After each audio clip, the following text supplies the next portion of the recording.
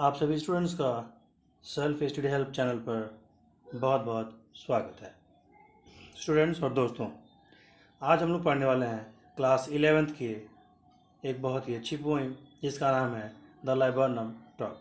दोस्तों, एक एक करके मैं फर्स्ट ईयर के यानी 11th के सभी चैप्टर्स का, सभी पोइम्स का और स्नैपशॉट यानी कि स्टोरीज़ का एक एक करके मैं आपको वीडियो बना करके उसको एक्सप्लेन करूँगा। अगर आपने मेरे पिछले वीडियोस नहीं देखे हैं, इससे पीछे चैप्टर के वीडियो नहीं देखे हैं, तो अभी आपके मोबाइल के सबसे टॉप स्क्रीन पे एक आई बटन का लिंक आ रहा होगा, उसको प्रेस करके आप देख सकते हैं। और आपके लिए मैं वीडियो के डिस्क्रिप्शन में भी इसका लिंक डाल दूंगा, प्लेलिस्ट का लिंक डाल दूंगा, आप वहां से जा कर के देख सकते हैं। तो आइए शुरू करते हैं आज का पोइम और आज का वीडियो। स्टूडेंट्स, सबसे पहले मैं इस पोइम को एक्सप्लेन करूंगा, लाइन बाय लाइन में एक्सप्लेन करूंगा। उसके बाद इसमें जो फिगर ऑफ स्पीच रहेगा उसको भी मैं आपके सामने रखूंगा। तो आइए सबसे पहले जानते हैं इन पोएट के बारे में। इनका नाम है टेड ह्यू।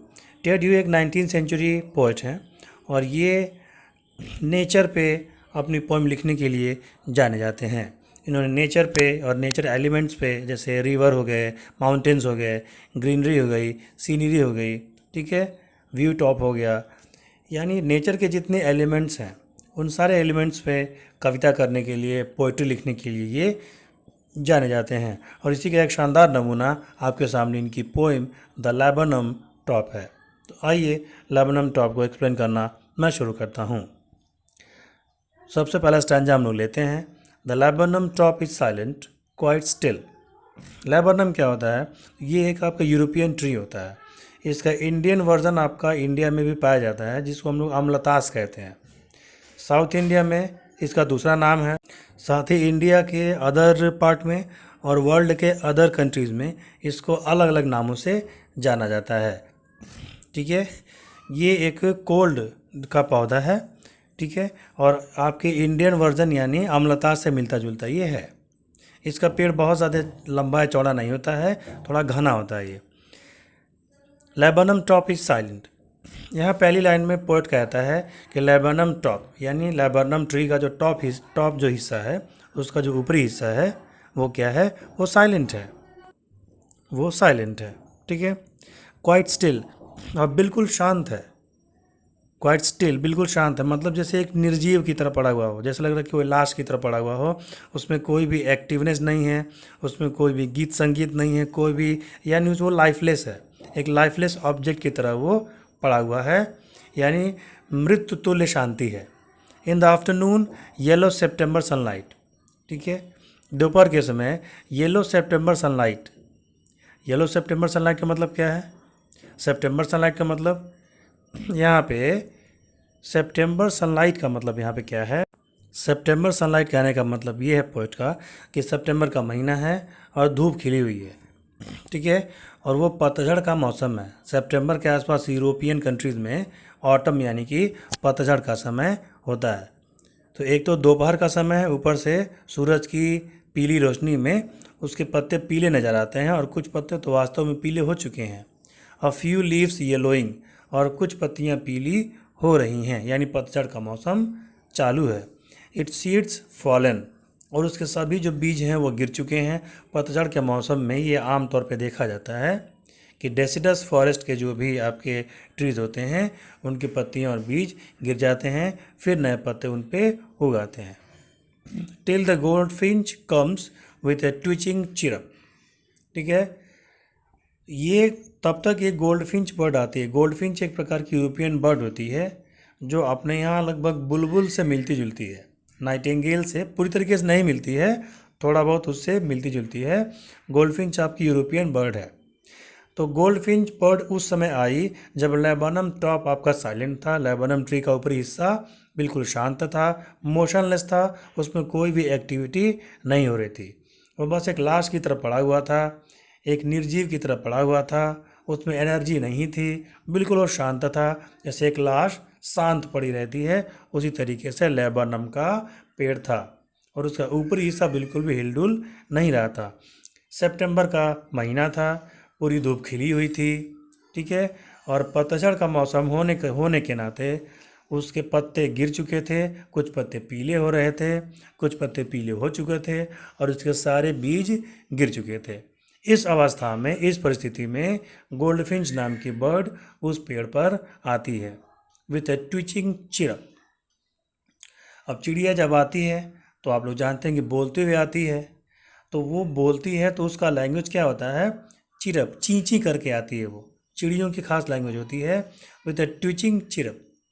ठीक है, एक ची ची के ध्वनि के साथ गोल्डफिंच बर्ड का उस निर्जीव पेड़ पे, लाइफलेस पेड़ पे आगमन होता है।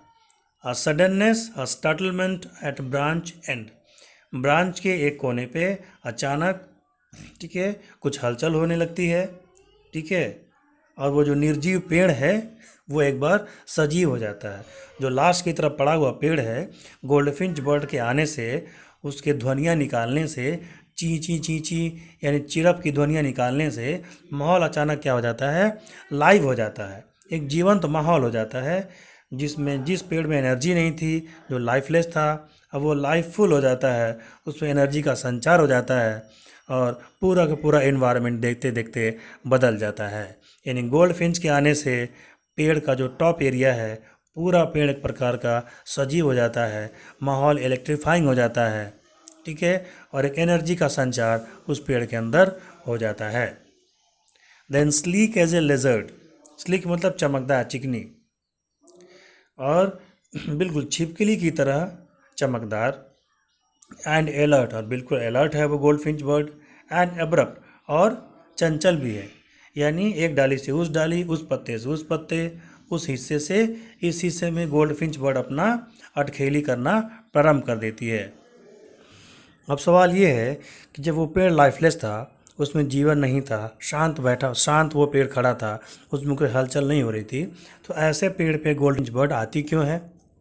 तो गोल्डफिंच बर्ड ऐसे पेड़ पे इसलिए आती है क्योंकि उसी पेड़ के जो सबसे घना वाला भाग था, जिसको फोलिएज कहते हैं, फोलिएज का मतलब पत्तों से आच्छादित भाग, पत्तों से ढका हुआ भाग। पेड़ में कुछ घना भाग भी होता है जहाँ पे पत्तों की संख्या अधिक होती है। तो उसी फोलिएज में, उसी घने भाग में गोल्डनफिश बर्ड का घोंसला था, उसका नेस्ट था, जिसमें उसने बच्चों को जन्म दिया था।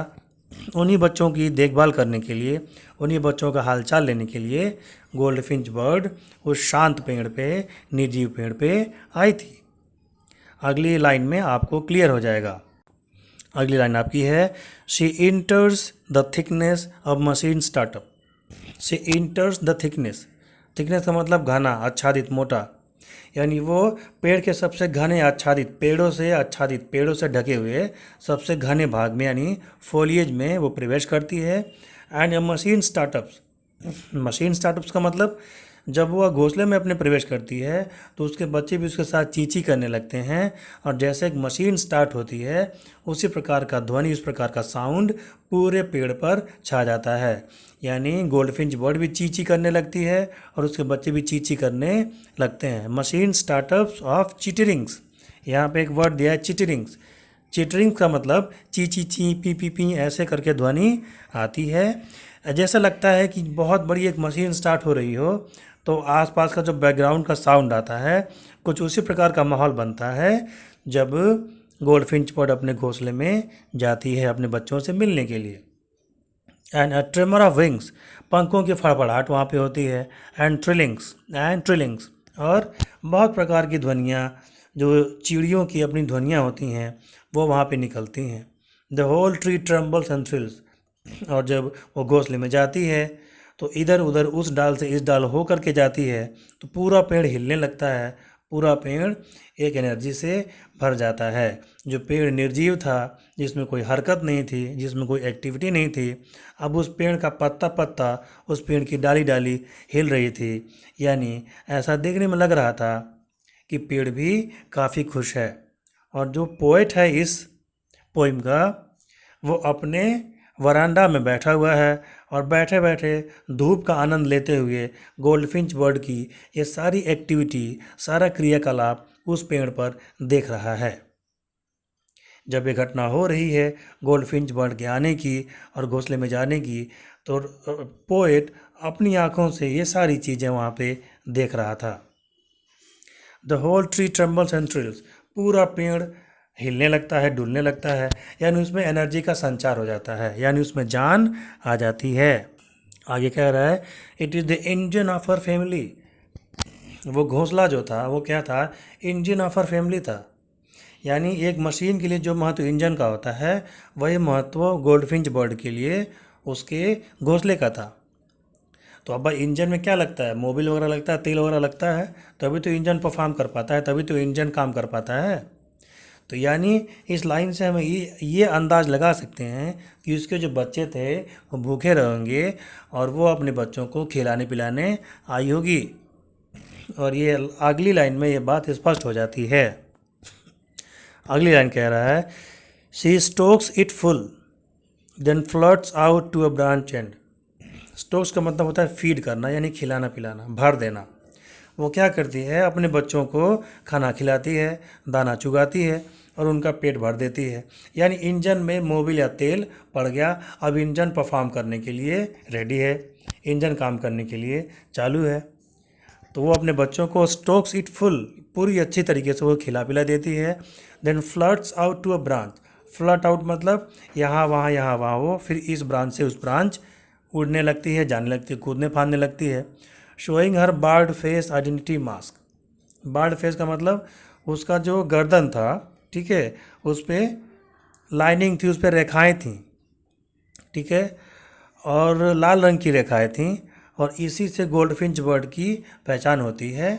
गोल्डफिंच बर्ड के गर्दन पे लाइनिंग होती है जो आइडेंटिटी मास्क, यानी जो उसका परिचायक होता है, इसी मार्क से, इसी चीज़ से हम उसको पहचान पाते हैं। Then with her delicate whistle chirrup whispering. तब कायदे से नटखट स्वरूप में कोमलता से चीरअप यानी ची ची का साउंड निकालते हुए, फुसफुसाते हुए, सी लॉन्चेज अवे, यानी वो उड़ जाती है। लॉन्चेज अवे का मतलब यहाँ पे डाली छोड़ करके, ब्रांच छोड़ करके, पेड़ छोड़ करके उड़ जाती है। कहाँ उड़ जाती है, टूवर्ड्स द इनफाइनाइट, अनंत आकाश की तरफ वो उड़ जाती है। And the laburnum subsides to empty. और लैबनम ट्री जैसे गोल्डफिंच बर्ड के आने से पहले शांत था, निर्जीव था, लाइफलेस था, उसमें कोई एक्टिविटी नहीं थी, कोई गीत संगीत नहीं था, कोई एनर्जी नहीं थी। फिर लैबनम ट्री भी आपका उसी अपने पूर्व अवस्था में पहुंच जाता है, यानी लैबनम ट्री अचानक एक बार फिर से शांत हो जाता है, मुर्दे की तरह निर्जीव हो जाता है, उसमें कोई एनर्जी, कोई उसमें एक्टिविटी नहीं रह जाती है। अब यहाँ तो आपका ये पोइम समाप्त होता है, लेकिन इस पोइम के माध्यम से पोएट आप लोगों को क्या मैसेज देना चाहता है वो जानना आवश्यक है, ज़रूरी है। होता क्या है कि लैबनम टॉप जैसी स्थिति हम लोग के लाइफ में भी हो जाती है। हम कभी बहुत उदास होते हैं, हमारा कुछ सपना नहीं पूरा होता है, हम जो चाहते हैं वो हमको मिल नहीं पाता है, तो हमारा जीवन भी निराशा से भर जाता है, नेगेटिव एनर्जी से भर जाता है। हम कहीं आना जाना बंद कर देते हैं, दिन रात उसी काम के बारे में सोचते रहते हैं, खाना पीना छोड़ देते हैं। यानी लैबनम टॉप जैसे साइलेंट था, उसमें कोई एक्टिविटी नहीं थी, जैसे वो निर्जीव था, वैसे हम भी कभी कभी निर्जीव हो जाते हैं और सोसाइटी से, समाज से अपना नाता तोड़ लेते हैं। हम अलग रहना पसंद करते हैं, दुखी रहना पसंद करते हैं, यानी हम में एनर्जी नहीं होती है, हम में खुशी नहीं होती है, हम में कोई गम नहीं होता है, हम बिल्कुल न्यूट्रल हो जाते हैं। तो जैसे गोल्डफिंच बर्ड के आने से वो निर्जीव पेड़, वो शांत पेड़ फिर से एक्टिव हो जाता है, फिर से उसको एनर्जी मिल जाती है, चहल पहल हो जाती है, ठीक है, वहाँ चहल पहल बढ़ जाती है, माहौल बदल जाता है, ठीक है, ध्वनि का संचार हो जाता है, ऊर्जा का संचार हो जाता है, माहौल हरा भरा खिला माहौल हो जाता है। उसी प्रकार से हमारे जो दोस्त होते हैं, हमारे जो माँ बाप होते हैं, हमारे जो चाहने वाले होते हैं, वो हमारी लाइफ में गोल्डफिंच बर्ड का काम करते हैं। अगर आप उदास हैं, आप हिम्मत हार चुके हैं, आपका भाई, आपकी बहन या आपके मम्मी पापा आपके साथ आके बैठते हैं, आपको हौसला देते हैं, आपको खुश रखने का प्रयास करते हैं, आपके चेहरे पर मुस्कान लाने का प्रयास करते हैं, तो वो आपके लिए गोल्डफिंच बर्ड हो गए, वो आपके जीवन के गोल्डफिंच बर्ड हो गए। जैसे गोल्डफिंच बर्ड के चले जाने से जीवन फिर से उदास हो जाता है, वैसे अगर आपके लाइफ से आपके चाहने वाले चले जाएं, आपके माँ बाप चले जाएं, ठीक है, आपके चाहने वाले जिससे आप प्रेम करते हैं वो चला जाए, तो आपका जीवन वैसे ही नीरस हो जाता है, वैसे ही निर्जीव हो जाता है, जैसा गोल्डफिंच बर्ड के चले जाने के बाद उस लैबरनम टॉप यानी लैबरनम पेड़ का जीवन नीरस और निर्जीव हो गया था। अब आपको मैं बताता हूँ इसमें फिगर ऑफ स्पीच किन किन लाइनों में कौन कौन सा फिगर ऑफ स्पीच है। सबसे पहले इसी स्टैंजा को हम देख लेते हैं। इस स्टैंजा में ये जो लाइन आपकी है विशेल चिरप विस्परिंग, इसमें आपका ऑनोमोटोपिया, ठीक है, ध्वनि अलंकार, ऑनोमोटोपिया नाम का इसमें फिगर ऑफ स्पीच है। और ये जो आपकी लाइन है लैबरनम सबसीड्स टू एम्प्टी, ठीक है, इसमें आपका पर्सोनिफिकेशन यानी कि मानवीकरण अलंकार है, क्योंकि यहाँ पे लैबरनम शांत हो जाता है तो ये कोई आदमी तो है नहीं कि शांत हो जाएगा। और सबसे पहले स्टैंजा की ये जो लाइन आपकी है laburnum top is silent quite still, इसमें लैबरनम टॉप को एक आदमी की तरह शांत करने का प्रयास किया गया है, यानी इसमें पर्सोनिफिकेशन आपका है, मानवीकरण अलंकार यहाँ पे है। इस लाइन में आपकी पर्सोनिफिकेशन है। ये जो लाइन आपकी है सेप्टेम्बर सनलाइट, इसमें आपका एलिटरेशन है यानी अनुप्रास अलंकार है। एस एस यहाँ पे 2 बार रिपीट हुआ है, सेप्टेम्बर में एस है, सनलाइट में भी आपका एस है, इसमें आपका एलिटरेशन है।